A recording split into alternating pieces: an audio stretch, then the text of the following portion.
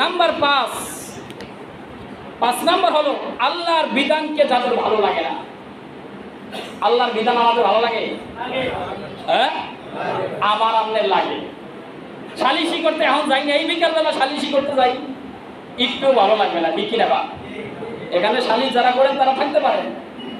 সালিশ করতে যান বিকালে, ধরা খাইছে। কি ধরা খাইছে?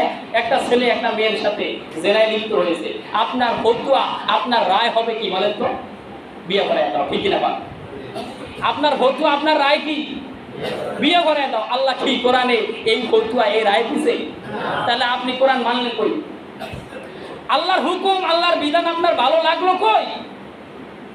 মসজিদে ভালো লাগছে, কিন্তু সালিশের মধ্যে যাই আর ভালো লাগে না। আল্লাহর বিধান ভালো লাগে। রাষ্ট্রে আপনার বিধান ভালো লাগে না। এ ধর্ম, এই দেশে ইসলাম থাকুক, এ দেশে মুসলমান থাকুক, এ দেশে কোরআনের রাজ কায়েম হোক, এইটা আপনার ভালো লাগে না। আপনিও তো মুসলমান, ঠিক না? আপনিও মুসলমান, কিন্তু মুসলমানের এই মুসলমান, এই যে পদার্থ, এই যে ধাতু, এইটা একদিন উড়াল দিয়ে চলে গেছে। আপনি কেন মুসলমান? বন্ধুগণ, আল্লাহ তাআলা বলছেন, الذين كفروا وصدوا عن سبيل الله أضل أعمالهم সূরা মুহাম্মাদের 1 নম্বর আয়াত। الذين كفروا, যারা কুফরি করে, وصدوا عن سبيل الله, আল্লাহর রাস্তায় মানুষকে বাধা দেয়। আছে না নাই? ইসলাম নিজে মানেও না, কেউ মানবে তাকে মানতে দেয় না, ব্যান করে দেয়, বাতিল করে দেয়, নিষিদ্ধ করে দেয়। ইসলাম যারা মানবে তাদেরকে যারা বাধা দেয়, নিষিদ্ধ করে দেয়, আল্লাহ বলছেন আদাল্লা আমালাহুম, আমি আল্লাহ তাদের সমস্ত আমলগুলো নষ্ট করে দিয়েছি, বরবাদ করে দিয়েছি। কথা বলেন ঠিক কি না? ইসলাম যাদের ভালো লাগে না, ইসলামকে যারা সহ্য করতে পারে না, ইসলামের বিধান যাদের ভালো লাগে না, এমনকি ইসলাম যারা মানে তাদেরকে যাদের সহ্য হয় না, ভালো লাগে না, ইসলাম যারা মানে তাদেরকে যারা দেখতে পারে না, নিষিদ্ধ করে দেয়, বাতিল করে দেয়, আল্লাহ বলছেন আদাল্লা আমালাহুম, আমি আল্লাহ তাদের যত ভালো আমল ছিল সব আমি আল্লাহ তাদের ভালো ভালো আমলগুলোকে নষ্ট করে দিয়েছি। কথা বলেন ঠিক কিনা? তাহলে মুসলমান আমার, বন্ধু আমার, বোঝা গেল আল্লাহর বিধানকে যদি কারো ভালো না লাগে তাহলে তার ঈমান থাকবে না, যাবে? ঈমান চলে যাবে বন্ধু আমার।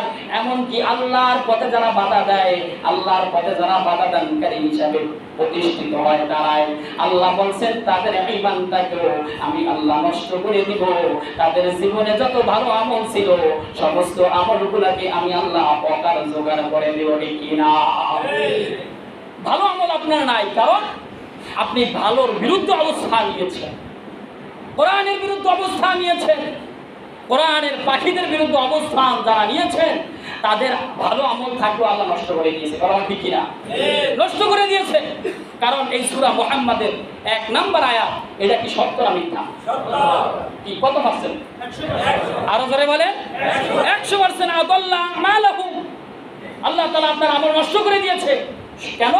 শুধুমাত্র ইসলামপন্থীদের বিরুদ্ধে অ্যাকশন নেওয়ার কারণে আল্লাহ তাআলা আপনার আমলকে নষ্ট করে দিয়েছে। বলে ঠিক কিনা?